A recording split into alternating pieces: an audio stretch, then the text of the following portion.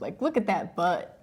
I just love being a fly. We had like a giant fish living in the bathtub. In spirit, oh, heated rivalry, hello. Enough of those clowns. Things were not going as planned, and I had a really short fuse for that. I can bet that you're the first person on the internet to compare the Sphere in Las Vegas to Bass Pro Shop. Welcome back, friends. Episode number 37. 37. Yes. 37. And this is going to be a really fun one. We're going to tell you what we've been up to, what's happening in the gallery. We might or might not talk about high art and Bass Pro Shop. I wish I was joking, I'm not. We're not joking. We're very serious about Bass Pro Shop. Absolutely. Yes, and we're going to talk about an old artist, new artist, what's coming up in the gallery, what classes we've been attending at the Art League, specifically Anetta. Yes. New mediums that we're working with, old mediums, and our aspirations and art resolutions for 2026. Yes. What are we doing this year? What have we done this year? Stay tuned. Ooh, that was good. Happy New Year's. Happy New Year. What number are we at? I have no idea. I think it's 37. 37. Look at us fact-checking ourselves. I know. We're bringing you the most accurate information, except for when we're not, but we try our best. Okay, last episode was 36. Okay. This is 37. That is a fact. You're welcome. 37th, first episode of the year. Yes, it's 2026. It's Year of the Horse. Yes, not yet. We're about to. Well, okay, I'm from Japan. We start New Year's with everybody else, so. Yes. It's so exciting, and I'm so happy to be back. Yes, me too. How was your guys' holiday? It was good. I took a little break offline, could not help it. I mean, don't feed me bread, just let me be offline. I'm an offline girl through and through, so I indulged into being offline. I started a new series that I'm really excited about. That was inspired by the class that I attended at the Art League in December. It was a new medium, so I couldn't help it. The expanding foam. Yes. Super cool. If that's not your sign to attend a class and go out of your comfort zone, I don't know what is. Right. I think that the one-off workshops are such a great way to try out new mediums, dip your toe in the water, see if you're going to like something, and, you know, there's not as much of a commitment. You get to try out cool new mediums. I know, and I'm so sad that I'm missing our Heat Jeans, our one and only workshop tomorrow when we're filming. Either way, you are sadly missing it if you are not subscribed to our newsletter, scl.org. To stay in touch, be updated on all the new classes. I really wanted to visit her workshop. She will have another one. She's going to have another workshop, I think it's later in January or February, but I'll send you a link. Oh, how exciting. Yeah, I love when we have some abstract class going on. Also, you still have time to sign up for Susan Brown's class. She is doing a sketching and watercolor class, so if you're into travel sketching or just, sketching locally, out and about.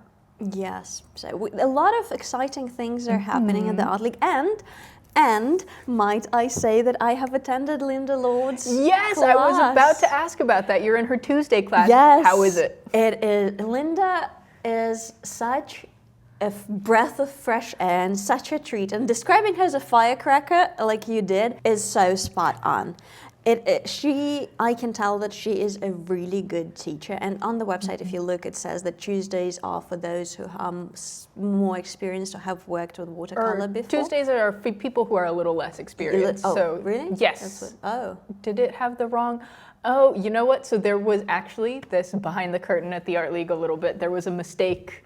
Linda's Tuesday class was actually really packed this time. She had 20 students. Usually, it was packed. Yes. Usually her Tuesday classes are at 16. So I think what happened is we copied her Thursday class onto Tuesday instead of having, because usually it's Thursday you have more experienced people, Okay. and she has the class sizes a little bit bigger because everybody has experience with the medium. This time it was a beautiful mix, I would say, because we had a group of people who, well, are very experienced and know what they're doing. And also there were people who, well, I wouldn't speak on their behalf, but I would say newer to the medium. Yes. And in my opinion, Linda did such a great job in herding the cats, if you will, and managing the class and providing the critique necessary to each level in a very professional and funny way, which I highly appreciate. She gave us homework, and look, I love me some homework. I don't even care that it makes me sound like a total nerd. What a goody to choose. Give me the homework. I love it. And it was just, it's so fun. I'm excited for next week, and just everyone working at their own pace. And well, Linda complimented my work a lot, which I thought that at first I was like, well, she's just being nice. She's just buttering me but up. No, she Linda does not compliment easily. Yeah. We did a landscape for the first class. And when she was saying, I was like, it's flat, the pathway that I painted. I was like, it's flat. And she's like, yeah. She's very honest. She's very honest. So she gives you a compliment, it's because your work has earned that compliment, for sure. So it was really fun and very detrimental to my growth as an artist. I'm very excited to continue, because if you watch the podcast, you know that I had my reservations after attending the art school, and I don't want to say disdain for realism, but just lack of drive towards realism. I think it can happen when you're like studying realism for so long and you're like over it, and you're like, okay, I've done this now. Also, like, there's so many more rules to realism, because like the average person can see a difference between your subject and your painting, and so like there's a lot more room for people to be like, that's not right, including yourself. So, and it's just like not fun sometimes. It's not exciting anymore after a while. It's not new. Yeah, but with Linda's class, she was very specific to make it your own, to transform it in style, in technique, and she was very helpful and suggesting ways. And it was a very large class. I think too that like Linda's classes are great if you're like somebody who, either if you've been to art school, even if you haven't, if you don't really like that, because she's a self-taught artist. She she has worked on her own techniques, like she's done her own thing, and so she's not coming from that academic, like rigorous perspective. She'll still work you really hard. She will still work you really hard. But she doesn't do it in the same way that you might expect from somebody who's like classically trained, which I think can be really helpful for a lot of people. Yeah. So. And not to mention her little dog, Miss Lola. Oh my God. I would die for that dog. It's so cute. It's the sweetest, and I'm so blessed that she was just hanging out with me for a little while, and I felt so blessed and so privileged, and it was just such a good time. I left so rejuvenated and excited about the medium that I've worked with before, and I mean, watercolor always leaves you. Of course. There's always something to be surprised with when it comes to watercolor. There is an element that you just can't control with watercolor. And that's what I love, honestly, about it. I think that's what makes or breaks people's like experience with this medium. If you're somebody who really likes to be in control of your medium all the time, you are not gonna like watercolor. But if you're somebody who's like an element of surprise, absolutely, that's for you. That's a very good description, I'd say.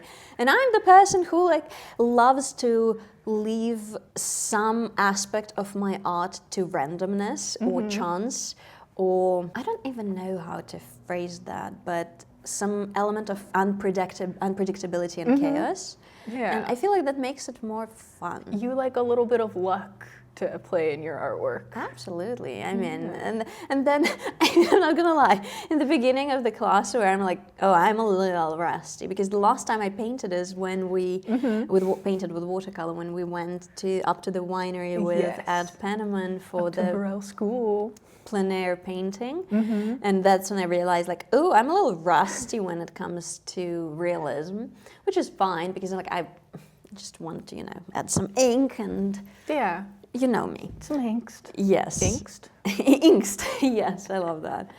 And then I was like, "Ooh, this actually looks good. Oh, muscle memory. This is?" It was like, this is turning out better than I expected. Dare I say? In some aspects of it. In some aspects, I was just like, well, Yeah, you're like, there's room to grow, and that's exciting, And I started a new series with a new medium and balancing it with the traditional, 2D paint. You gotta love 2D art. Yes. That's my wheelhouse. Yes, and I feel like I started strong, and my goal is going to be not to burn myself out. It's early in the year. You gotta mitigate the ambitions. Do you have a New Year's resolution for your art? Always. Always. You have just ongoing resolutions for your art, but for this year specifically, what are we wanting for 2026? So my goal is to have a full updated library on my art, because boy do I create a lot. I have created so much over the past years, and I want to have it cataloged, categorized, and documented. Yes, and written about. I want to write about why I make what I make, and that's a lot of work. It's so much work. It's so much work. And I'm taking it bite-sized at a time, because did I say that's a lot of work? And if you're an artist, let me tell you something really scary. Updating your website. Are you shaking in your boots yet? Are you feeling personally called out? Not me. Because I am. It's terrible. It's terrible. Why is it like... Oh my God, literally every nails. time people ask me, oh, you're gonna have like a little bit of time off, what are you gonna get up to? Oh, I'm gonna update my website. And I don't. And I don't update my website. I say, oh, I'm gonna update my website. And what do? Not update my website. Literally anything else. Why is she being so rude to me right now? I feel I'm personally attacking attacked. a big game. I feel personally attacked right now. If you're not talking to me and about me, and this is so actual. We are one and the same, it turns out, I guess. If I spent the amount of time working on my website that I spent the amount of time telling people that I was going to be working on my website, I would have like built Reddit 2.0. I would have Amazon. Wikipedia. Literally. It's a lot. It's a lot, and it's like my least favorite part of, because I like making art, but then like photographing the art. It's like I've been there. I've done that. Can we move on? Right. At this point, I'm just like, I wish I had money so I could like hire somebody to do this for me. I thought about that, or so one of my resolutions is probably to find a person who would, I don't even know, like documentary style, go with me through it. Are you looking for like an assistant, or are you looking for like possibly, or like a manager? I don't know. It depends. Are you know. It's hard. And it's hard. The thing is, the only way you can figure this out is by doing it. There's no amount of pre-planning and strategizing. It's true. And you working. Just gotta get into it. You gotta start doing it, and then you figure out what's working, what isn't. I will say, so if you are okay with taking your own pictures and editing them and like having all of the things categorized, then an assistant would be helpful, because you can just give them the content and be like, it's data entry, put this on my website. But if you're not there with like the photography Lightroom stuff, then you can take a bunch of stuff. I recommend Samantha, who does printmakers at the Tannery. She can photograph your art and digitize it. That'll probably cost you a good amount, and then I would say it'll be a better option for like the data entry to be on you. But you'll have everything digitized. But there are some works that I'm okay taking photos myself, but then there's but some of my art has glass. You're like, this needs a professional. Glass is the bane of my existence, but gotta love it. Well, sometimes you have to like take the glass off to photograph it. It's so much work. So much work. Yeah, and that's just a part of it, part of my resolution, but that's a big one. That's honestly one of the biggest one, because I want to have representation online and also begin speaking about my work and the work that I do and the why behind it, which is also a big undertaking. It's a big undertaking, and I feel like if you spend the time like writing about it and really taking the time, you know, being in the weeds with your work, then you're going to be able to speak on it a lot better. For sure. What about you? What's your art For resolution? My art resolution is to sketch more. I feel like I was really good about sketching all the time when I was like younger, when I used to work as a chef. I would just like lunch break, take my sketchbook everywhere, be drawing. And I feel like I've really fallen off. Like I sketch sometimes, but it's not to the same amount. I think that bleeds into like my artistic practice. When I like sit down with a big canvas, I don't have like a ton of ideas of what I could do. I'll have like a few weeks of like being really inspired, and I'll like whip out a ton of like starts to paintings. And then once I'm like run out of steam and I don't know what to do, then I like bring those paintings back and work on them. But like, I don't know. It doesn't feel nice when I like sit down in front of a blank canvas and go, ah! Yeah. You know? I don't like that. I want to know what to do with it. For sure. I haven't experienced that, you know, sitting in front of, I mean, to begin with, I don't work with canvas most of the time, but I really attribute the abundance of ideas to very consistent art practice. And like, for me, it's in the evening when I'm drinking my nighttime tea. Very nice. I have my sketchbook or art therapy book, whatever the heck you want to call it, and I just, whatever wants to be born, it's not necessarily like I'm painting a still life that is in front of me, but some of it actually was like a little sketch, very Kandinsky-esque. If Kandinsky was an extreme minimalist, if it makes sense, I painted like a tea party for one. A lightweight Kandinsky. Yes, Kandinsky light, I like that. Even if it's a little bit, even if it's 5 minutes, that could be, not is, but could be a seed for something to work on later, because then I'm flipping through the book and I'm like, ooh, this can be something. Right? This I'm can like, be this something. is a little something that I then want to paint. And so I need to do more of that. I need to be better about it, I think. So that's a good resolution. My goal. I mean, also, I need to work on my website, but I'm not going to say that out loud anymore because I'm not going to do it. I just keep not doing it. I will do it, hopefully. Okay, we need like an accountability group, but like for real. Yeah, ask us every episode, Grace, what the heck is going on with your website? What have you done? That would be so embarrassing for me if someone's like, Anetta, I went on your website and nothing new is there. What's up with that?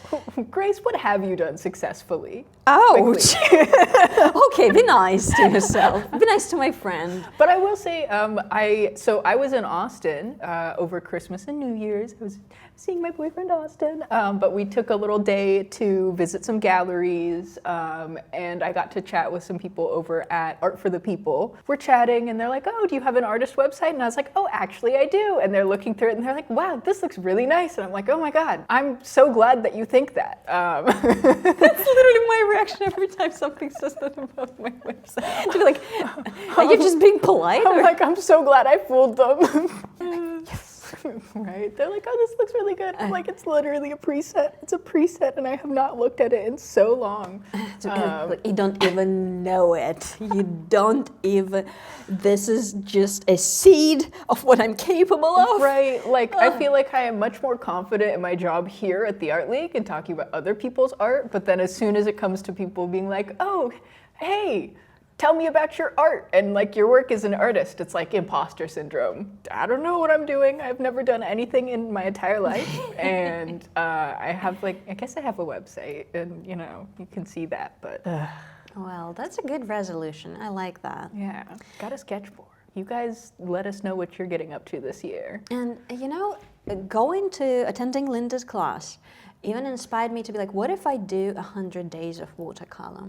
Ooh. Just simple one. That would be super fun. Right? Not a masterpiece, not realistic per se, but just something. 100 days of doing some something. Little doodles, some illustration, some abstract. Watercolor, yeah.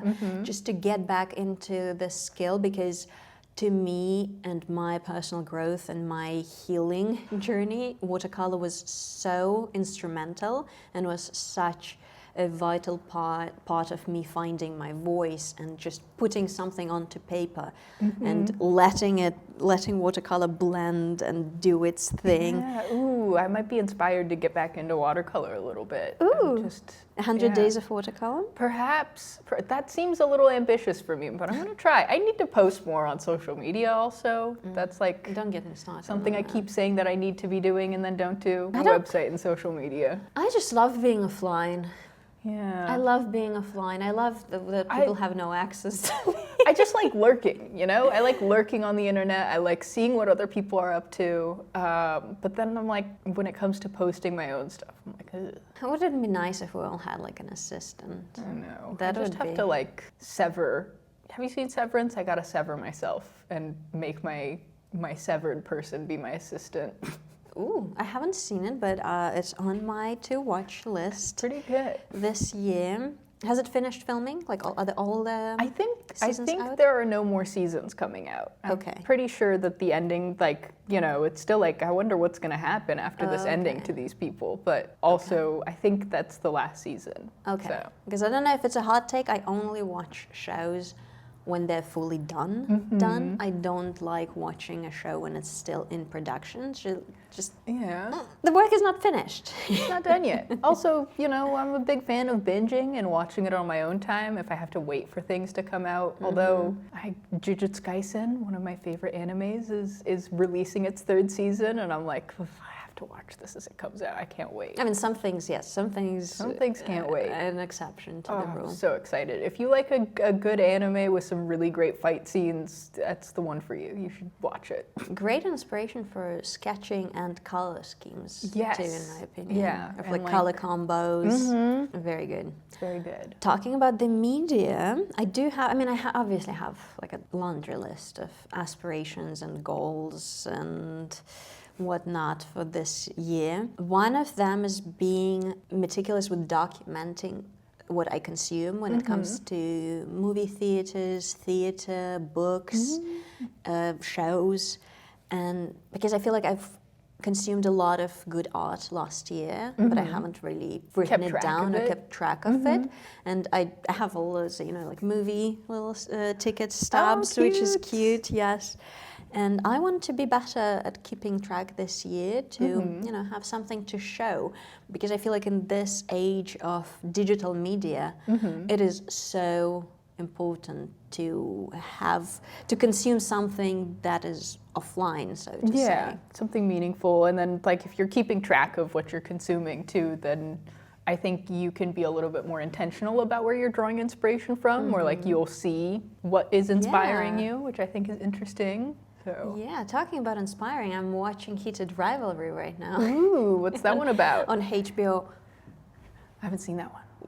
What? I don't have HBO. I pirate everything. Don't tell your parents. I pirate everything. It's it's the hottest gay show that is. No, I'm a bad gay. I mean I've waited till like actually I don't know if there's going to be more seasons. I don't know. I'm like in the middle. Where do I even begin? Where does she even begin? I have to show you some photos. Yes, It's okay. it's about hockey, which is like the only way you can make me watch something about hockey Okay. is if it has beautiful gay men in it. I need to show you like something from it, and then we'll move on to the higher art. Yes. This is still art though. It's yes, very steamy. It does look pretty steamy. Just a couple of guys playing hockey, you know. It's very good. It's very good. Is that the actor from Challengers with Zendaya? I haven't seen Challengers. I still need to see. But That's probably. another sports movie. That one's about tennis. Yes, and also a little gay. And also a little gay. But love Zendaya is that. there too. So I mean, I love Zendaya, so it's on my to watch. it's not gay if Zendaya's there. I'm pleasantly surprised to see, you know, LGBTQI whatever film in this environment and just showing men's feelings and emotions, and I feel like it's inadvertently giving permission to men. Hopefully, To lust after each other. Well, I was going to say express their feelings and emotions in a constructive manner and going after what they desire in a healthy way. But Whether it be hockey or other things. other things, Extracurriculars. yes. Extracurricular. Yes. It's a little shocking. I was It's a little hot and bothered.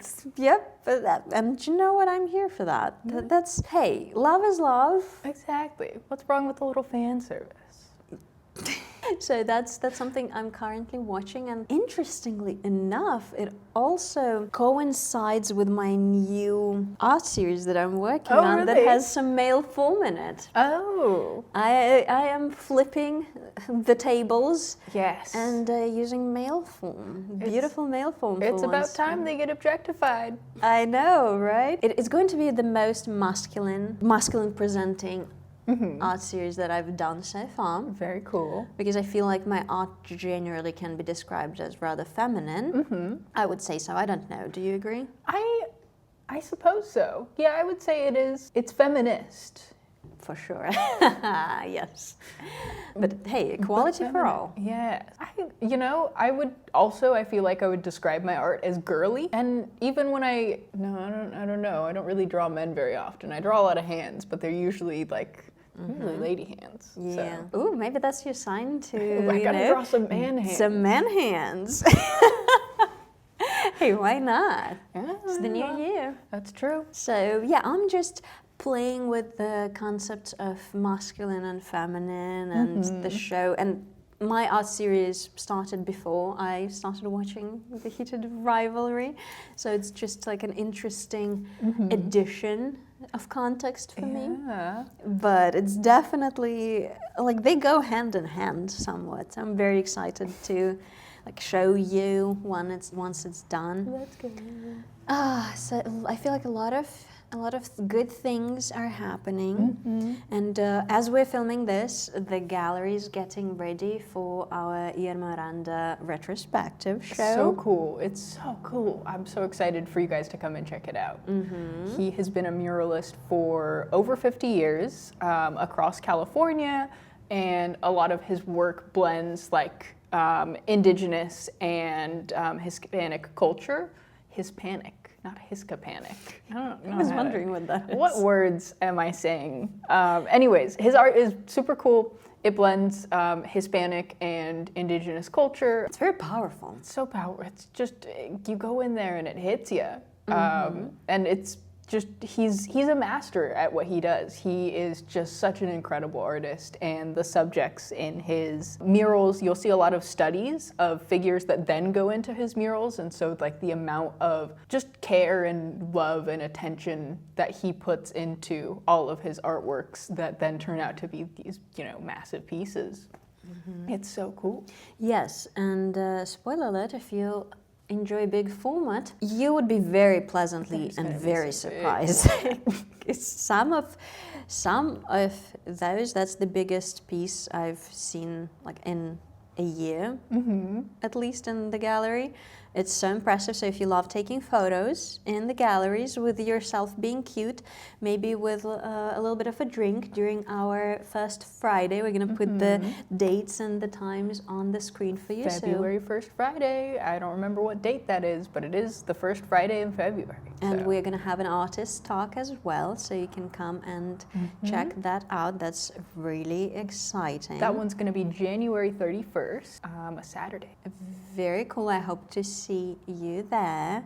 So come, enjoy, take the photos, because the pieces look phenomenal. They're gorgeous. I'm very, very pleasantly surprised and excited, and I can't wait for you to check that out.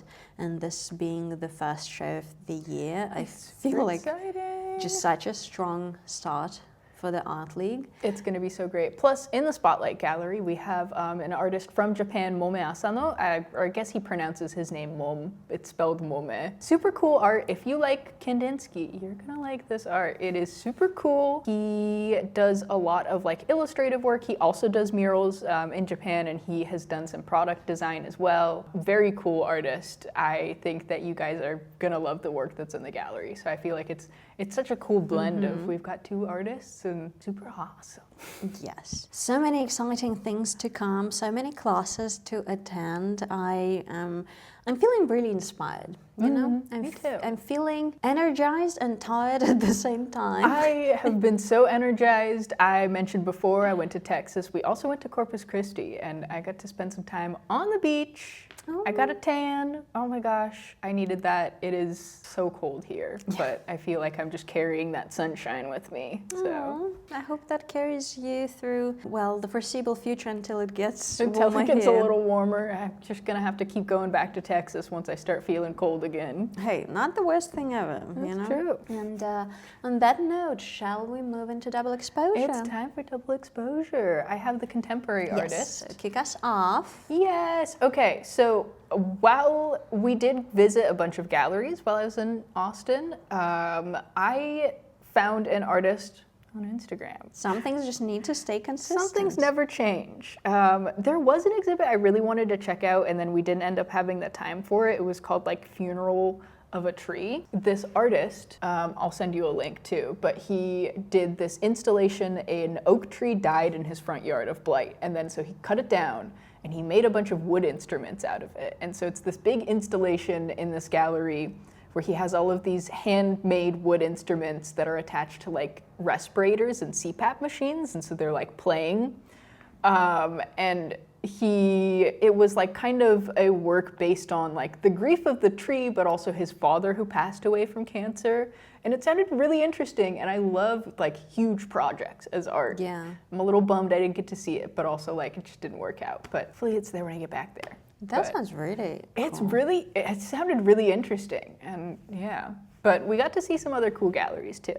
But that was just a little side note. If you guys are going to Texas in the near future, you should check it out. So what's the name of the artist you picked for us this week? Yes, the artist that I have this week is Inae, and I don't see a last name for her, but she's a Korean artist, and she does pointillism. Ooh. I know, I was like, Anetta's gonna love this. But the pointillism that she does is a little bit different. But she goes in with gold, and she makes all of these circles, and then she goes and fills them in one by one.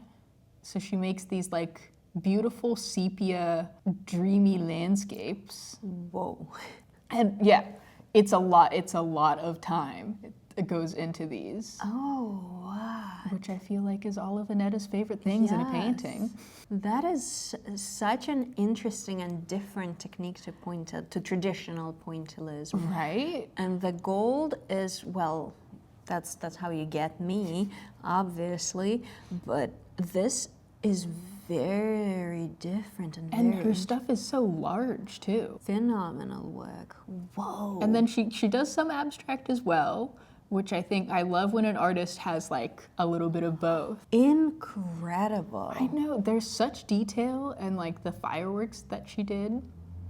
To have the vision, that is, I feel like, a great example of really well executed planning and vision, and combined with excellent technique, because that's not easy to do, No, certainly not. especially when you're starting from such a, well, not so blank canvas, you know.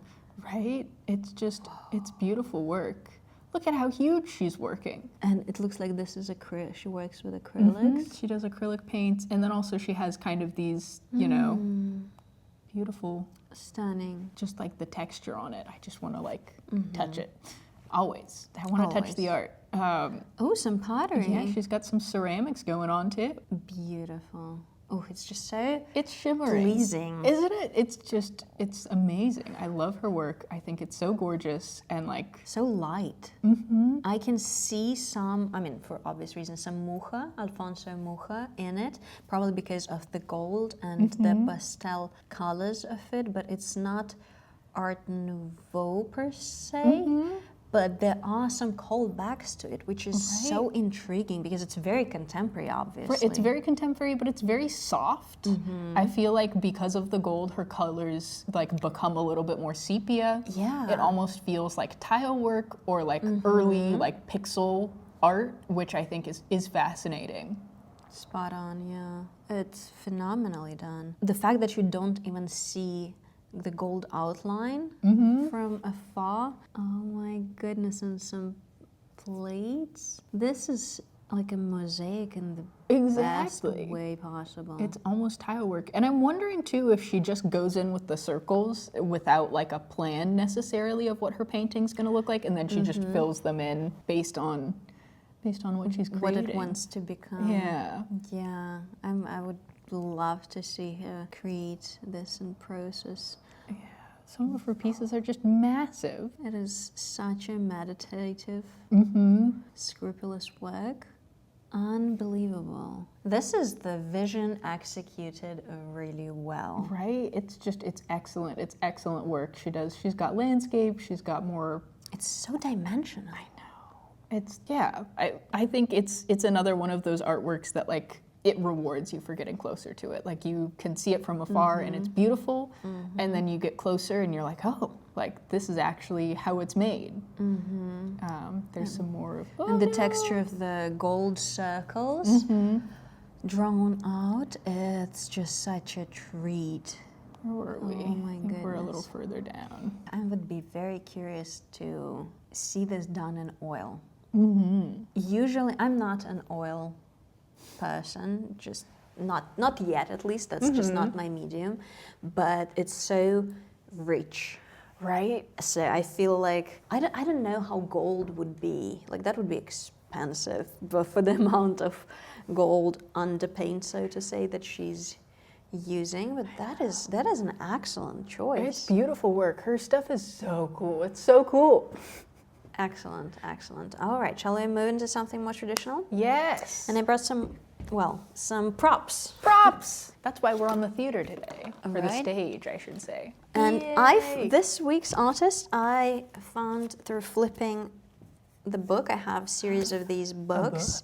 Yes, me and my books. Go Always you. surprised. And this week the artist is, well, you could have probably guessed the movement it's from is Art Deco, because I feel like we've spoken about Art Deco briefly, but I wanted to tie it all with a neat little bow, if Wanted you to circle will. back.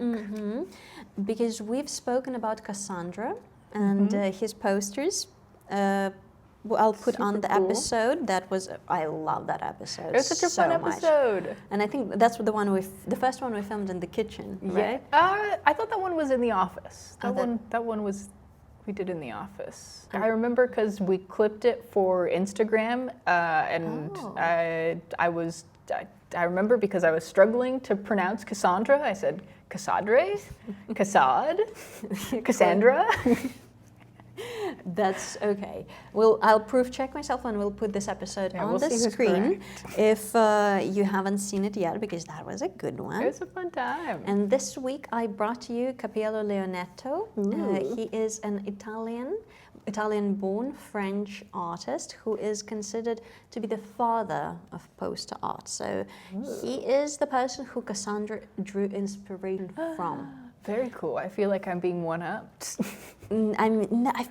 There's just so many dimensions. I feel like with this podcast, I'm gonna find who inspired this person. exactly. I love that because I feel like it all ties in It's together. cyclical. Art is such it's a conversation, you know? And how many times we've like found an contemporary artist that was inspired by one of the classics, or the classics that was inspired by other classics, and the bringing pointillism that I've spoken briefly when we filmed in the gallery. And I will bring you some classical pointillism and post-impressionism as well. But this for now. Yes, this week let's focus on Mr. Leonetto. He was born in 1875 in Tuscany in Italy, and he passed away in 1942 in France, I think in Paris, if I'm not mistaken. And he is considered the father of the poster art because he was the person who very boldly put his subjects on the dark or black background. Yes. And during that time, that was the time when commercial posters were majorly used for two directions, either for performances as the poster for like plays and so on and such, or for products and services. And that's when advertisements were true art, in my opinion. The one that is from the book that really inspired me, is for Capiello, if I hope I'm pronouncing that correctly. And this is an ad for licorice sweets that were used as like breath mints and targeted for mainly smokers. And that is an interesting time can I tie this into feminism real quick? It's time for feminism. Let's feminist it up. Because at the time, mostly men were the ones who smoked tobacco. It was seen, and maybe still seen, as something that's like not very feminine. And sadly, consumerism and let's call it what it is, and capitalism looked to expand itself onto new markets and how to market it to women, and they decided to push smoking as a feminist act, which is not great, not the feminism we fought for, but hey, whatever. Women can buy things too. Yes. So You strong woman, buy things. Kind of, yes. Yeah. And part of that was portraying women smoking. And this one, This woman is smoking. This is one of my favorite posters of his. It's so theatrical, and I'm going to show you in a moment the inspirations where he drew it from, but portraying a woman who's smoking and holding the breath mint, so it's kind of like killing two birds with one stone, promoting products. And I feel like a lot of things, they start with like the best of intentions to portray art and people's talents, and sadly it ended being like in 1930s Italy and Germany. We all know what happened there. Becoming a tool of propaganda. So that's kind of the dark side, but Mr. Leonetto died in 1942 and didn't get to witness the atrocities that followed. But lucky him? Yes, I mean, he was not, that was not his aim, so to say, to be a part of whatever is to come, but I feel like some things are out of our control. Right, well, at the same, we can kind of see it happening now. Most of the time when fascism starts to seep in, everybody's focused on trying to make a living, and you do your job, and if your job is in advertising and somebody says we need this advertisement, you do it. And these days particularly, you can see how institutions in power can sometimes not so legally borrow artworks from artists without their permission to be a part of their narrative. Some people, like Sabrina Carpenter, do not want to be a part of it, rightfully so. Artists prefer not to have their things co-opted by, fascists. But that's possible in this day and age when we have such robust social media presence. Right, somebody can immediately respond and be like, I don't condone this. Yes. You couldn't really do that back then. Yes, another poster of his is from Mosan. So this is a great example of Art Nouveau transitioning to Art Deco.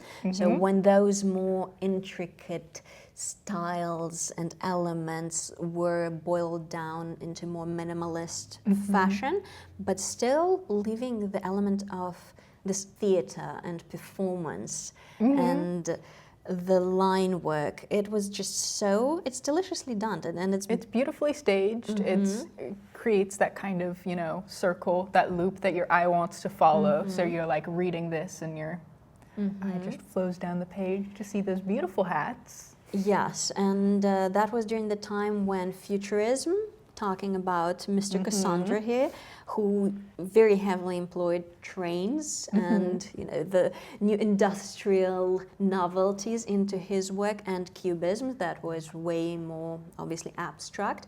And those movements were less palatable by broader public. That's why Leonetto's work, it was more commercially, exactly, it was more commercially successful. And I have one of his works, oh my vintage gosh. Italian poster, or it's poster, but it's also, let me show you. A little calendar. It's a little calendar Aww. that you get to. You can wiggle 39, around. I Yes, don't the think we have 39. 39, yes. Yeah. And I'm not the biggest lover of clowns, I'm going to be so honest I with think you. that sometimes they can be cute. But this one is just Darling. It's very Italian, even though, yes, I know he lived in France and was majorly inspired by French culture. And this is I'm going to show the original poster from this. This is just so delightful. This is wonderful. He's just a little cutie. He looks very mischievous.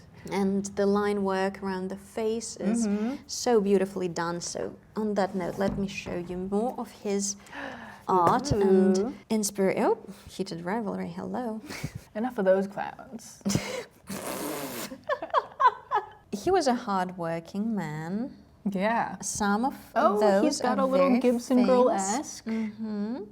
Again, borrowing those elements of Art Nouveau and transforming them into Art Deco. And this is Pate Baroni. Of course. The little print that I shown you. And as you can see, a lot of these works are selling. This is very Morton Salt Girl. Yeah, that's one of the more famous pieces of his. The yellow on yellow with black and red accents is just absolutely delightful. Oh, and all of the composition, It's beautiful. it's so well done. His draftsmanship is amazing. Everything is very intentional. I feel like a lot of this too, like the way that it's moving away from Art Nouveau and the way that it's like simplified. There's still like complexity in the illustrations, but the way that it's a little bit more selective with where all of the detail is kind of, I think, harkens back to like the mass production. So as you see with Art Nouveau, it's still a lot of stuff is like hand done, or at least like during early Industrial Revolution times, they're like the artist movement is towards things that are more mimicking nature. And then once we start shifting into Art Deco, there's like a departure of that where you have like clean lines and things embracing that like industrial and mass produced and manufactured.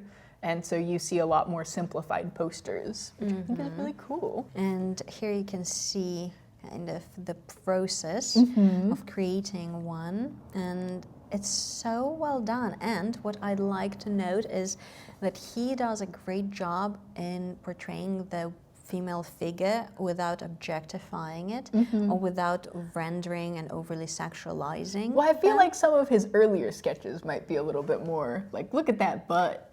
That, she cheeked up. And then also, It's supposed to be a dress. and like this, like, you know, she's very cleavagey, and then there's like no cleavage. And so I'm like, is he respectful of women, or were they like, we cannot have this much booty on the poster?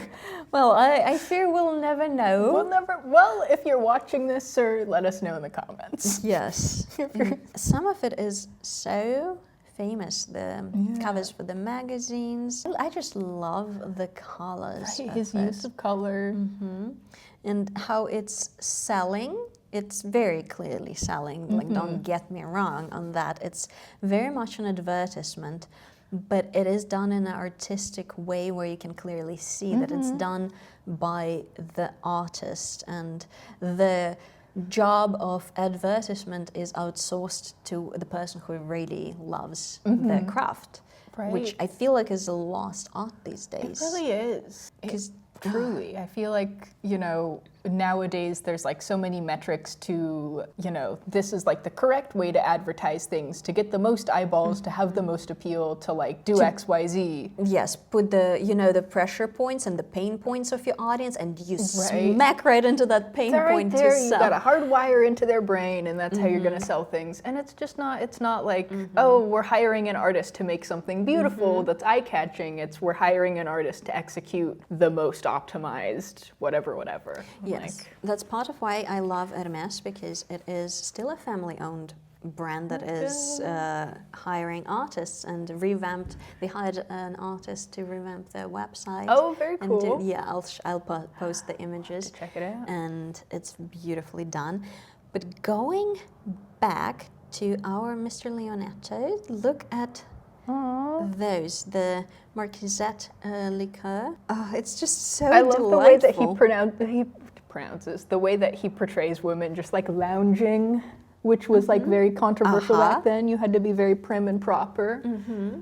But these women look very cozy. They look like they're doing their own thing, And you know? mischievous and smiling. Obviously, there will be a few ladies who are bored by men's company. Never gonna get tired of that. Tale as old as times. But look at that. Wow. Some posters for the music performances, and again, the colors are Incredible. The contrast is wonderful. It reminds me a little like Golden Age Disney. Like they definitely borrowed some. right. I feel like there's a lot of, you know, there we go, back to that cyclical inspiration. But it's beautiful work. How the hair correlates with the font color and the it just font flows. shape. It's just so delicious. I'm not gonna get tired of that. And he's well loved in France as he is loved in Italy. And some of their facial expressions, it's just so joyful. And again, yes, I am still looking at something, like at a product that is trying to be sold to me. But I love how you can still see in his sketches, and his sketches and his final works are It's very very much. human. It's wonderful. I just love it so much, and I thought that that would be a good little cameo for tying back certain time periods and artists that we've mentioned. And Cassandra, you can definitely see the inspiration in terms of line work and color, but changing the subjects with Cassandra towards more industrialism and the streamline of the Yes. progress of humanity, rather than just Right. focusing on like simple human joys of It's a nice life. meeting of like, you know, moving away from Art Nouveau towards Art Deco. Definitely. But it's really not, it's not as abstract and rigid as Art Deco is going to be, which I think is cool. Yeah, and he was the one to portray women who would be drinking and smoking and dancing That's and my singing kind of girl. and having fun, which is for, 1920s, 1930s. Women weren't allowed to have fun. I mean- God forbid you get caught having fun. Yes, I mean, only at a certain class, I guess, that was Yeah, kind of that's true. okay.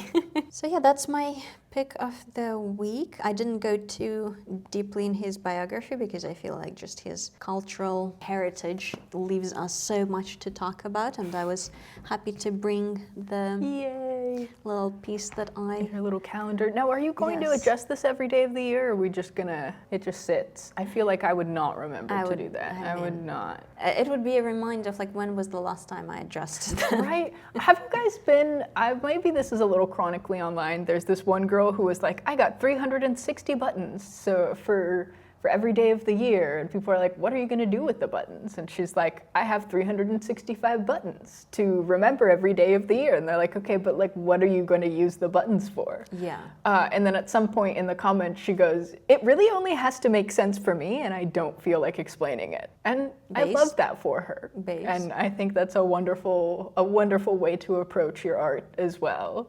I don't get it, but I love it. Yeah, I I'm love like, that. go off, queen. Yes, It only has to make sense to you, and you don't have to feel like explaining it. Facts. Look, I don't have a single argument against that. I don't know, that just made me think of that.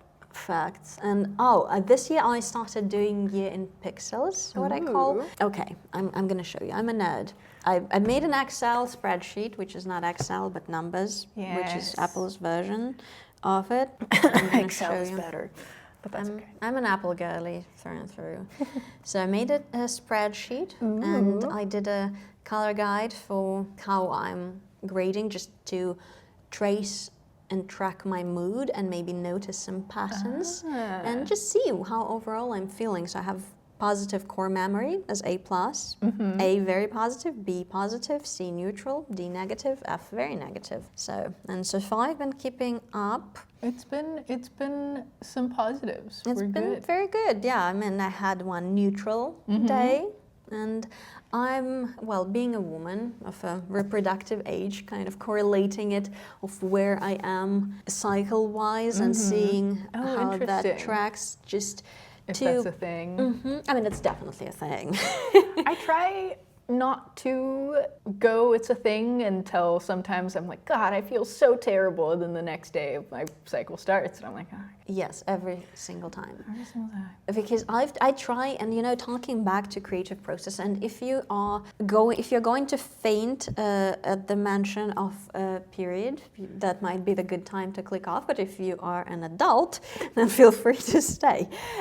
I feel like it's very important for me as a human who bleeds, understanding my body and knowing my capacity for in the first part of the cycle I am more social and I have more capacity to start projects, tying it back to artistic process and creating. And the second part, so in the follicular phase, if you want to be technical, kind of I have more energy, I have more time to go out and do things and be out in the world. And in the second part, that is more about finishing projects up and conserving my energy and not pushing myself to be overly social, because, well, have you met me? I'm not the most social person to begin with. Yes, and the pattern that I'm noticing, the more I push myself to be social in, like, let's say, the outside second of the loop, then I'm kind of shooting myself in the foot. And then I'm in that state of like, everything is, and then I'm like, well, I can make it easier for myself. And that's so valid. if I can, I'm gonna try. It's nice to make things easier for ourselves. I feel like I've been so divorced from my body. Like, I exist up here and this just gets me from, I hit my mic, I'm so sorry, you guys. Are you okay? They'll survive. I'm so divorced from whatever's going on over here. I'm like, it gets me from room to room. Whatever it's up to is none of my business. But as you get older, you're like, oh, actually, my body does affect me. Oh, 100%. It's crazy. It turns out it's my Kylie Jenner year of realizing things. I don't know what that means, but okay. Another chronically online moment. Maybe we can explain that another day. Educate me. Well, there was a video she released a few years ago where she's sitting in front of a fireplace, Miss Kylie Jenner, and she's talking about her year in review and her year to come, and she's like, I just feel like this year my friends and I are all realizing things. I've just been realizing things, and we've just been realizing things. It's really been a year of realizing things. And I love that for her. Go off. It's gonna be a year of realizing things. It's important to realize things, hey, not to downplay that. Bring it back to kind of feeling your body. Yeah. And like I said, I started a new series, and towards the end of my cycle, I was just getting so pissed off because things were not going as planned, and I had a really short fuse for that. And kind of, fine, I'm not touching it again until maybe 30 minutes, maybe next day. I don't know. Until I change my mind. Exactly. And then I'm like, well, I shouldn't have been starting something new to begin with, because I'm just setting myself... I'm outside of the phase. I'm just setting myself up for frustration inadvertently. So I just got to listen more to where I'm at and be more in sync. Not as in boy band of the past 80s, 90s? I think they were in the 90s. 90s? Okay.Maybe the 2000s. Okay. Definitely Apologies. Not the 80s, though. Okay, my bad. How dare you? I'm sorry. I was not an NSYNC I wasn't even person because born, I don't think. Exactly. So, not to offend any diehard fans if any are watching at the moment. If NSYNC is watching this, I'm so sorry. How dare you talk about your period and art in the same sentence and bring my music into it. Yeah. Sorry, NSYNC. How old are you guys now? I think they had a show in Las Vegas in the Sphere. In the Sphere. I really want to go to the Sphere. I have mixed feelings about the Sphere. Tell me. I don't know. It just feels a little bit too much. New age? Too much? Not new age. It's like... In what sense? American decadence. It's like going to what are they called? It's like going to a Bass Pro Shop and you're like, you guys are doing too much. I've never been to a Bass Pro Shop, but now I want to go. What are they hiding there? There is so much, there's room for hiding things for sure, but it's There's just a lot going on. There's a lot going on. We could take a field trip to a Bass Pro Shop. I think it's a very important part of the American culture to go and visit the Bass Pro Shop. The one in San Jose has an attached I've seen it. underwater themed bowling alley, or like nautical under the ocean themed bowling alley. We're so going. And so we're taking a field trip. I'm driving it's going to be a cultural experience. I remember the first time I set foot in a Bass Pro Shop and I was like, this is insane. Everything is crazy. I might buy like a little fish. You could buy a if you wanted to. They sell those there. No, thank you. I'll pass respectfully. But you know those little fishies. Oh, a little lure. Lure that lure. Yeah, they can be very pretty. They can be very alluring. My dad, you know, he used to fish. Did he make lures? It's like a whole art form. Yeah. One time he caught a bot. Did I just give that away? He's gonna be so upset. That's okay. He's not watching. He caught a big fish and brought it home to my mom, and my mom did not want to kill it. And I kid you not, that fish lived in our bathtub for a week. Oh my gosh. Because my mom didn't want to kill it. We had like a giant fish living in the bathtub. That fish was abducted by aliens. That's just a bit of my lore. A little lore. Yeah. So expect a trip to Bass Pro Shop this year. We will give you Anetta's thoughts on Bass Pro Shop. I'm so excited. Anyways, but the Sphere in Las Vegas in general just feels like Bass Pro Shop vibes to me. I can bet that you're the first person on the internet to compare the Sphere in Las Vegas to Bass Pro Shop. There is also a Bass Pro Shop pyramid in Las Vegas. Like Louvre? Like a huge, it's a very big pyramid. Is it in Las Vegas? I know there is a pyramid in Las Vegas. It might be in Tennessee, the Bass Pro Shop pyramid, but there is a pyramid-shaped building that is a Bass Pro Shop. There's hotels at the top. You can get married there. It's a whole thing. There's so much of American culture that I just simply do not know yet. Yeah. It's exciting to go there to observe, I think. I get a little overwhelmed, but it's fun. I am so down. Look, art comes in all forms, shapes, and sizes. This is a beautiful country, and also I am a fan of maximalism, so I think that this is just like a different genre of that. So, boys can have maximalism too. Yeah, it's a treat. It's a treat. And the ladies go to Bass Pro Shop too. It's not a gendered thing. Well, we're going to be one of them, of course. It's true. I'm so intrigued. So yeah, I don't know. I think it's something that I need to examine too. That I'm like, why is maximalism okay in this way, but not this way? Absolutely. Look, we got to inspect our own biases. Exactly. And have an open mind. And I am of a firm belief that exposing ourselves to new environments and cultures, and could it be a Guillermo Aranda retrospective in our gallery? Absolutely. Could that be a Bass Pro Shop in San Jose? Perhaps. Maybe. I'm planning a field trip. Yeah, we'll go to the Fish Bowl. They serve fried gator there. Are you making stuff I'm up? not making this up. This is all part of the Bass Pro Shop in San Jose. Well, sign us up for the dining experience too, I guess. It's not a dining, it's part of the bowling. When you go bowling and you can get like beers and snacks, and they serve fried gator. I don't know about the eating in the bowling though, because I'm like, what are people, you're putting your obscene, censor that. You're grabbing these bowling balls that everybody's been sticking their fingers into and then eating? Finger food? I'm so ready for what's to come in this year. I'm so People's excited. immune systems are strong.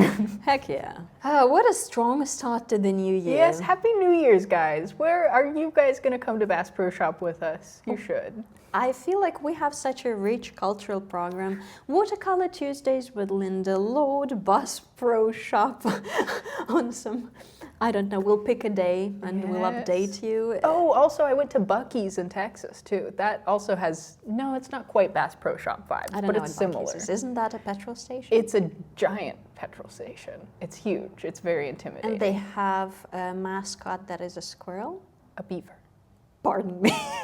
How dare you? I'm I'm not well versed in American culture, apparently. I apologize, and I'm not meaning to offend anyone. I have some knowledge around it, okay? I'm trying. Yeah, Beaver. We're learning. Beaver tails are used in as an exotic leather sometimes. Interesting. It's a very peculiar texture. I believe that. I believe that it would be. I wonder you'd need like a lot of beaver tails to make anything. It's mostly used for like wallets or cover for like knives or stuff, or like other manly things that require leather.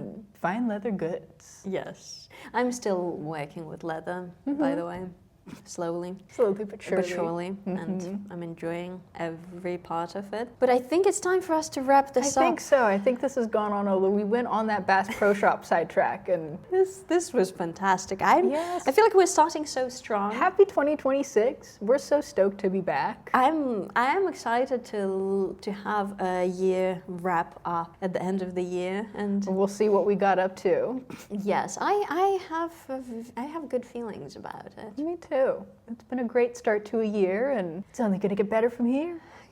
God bless. And share in the comments, please, how your year has started so far. How are you feeling? Are you feeling optimistic? Are you feeling burnt out already? Tell us, where are you in your cycle? Okay, I'm joking. But we are hoping to see you at the Yermoranda retrospective, Yes. either on the Artist Talk, that's going to be fantastic, or first Friday in February. Come and check us out, and then after that, it's going to be the Textile Show. Yes, I'm so excited for that. I know it's going to be so All right. Thank you so much for hanging out with us, and we're going to see you in the next one. Bye. See ya, bye.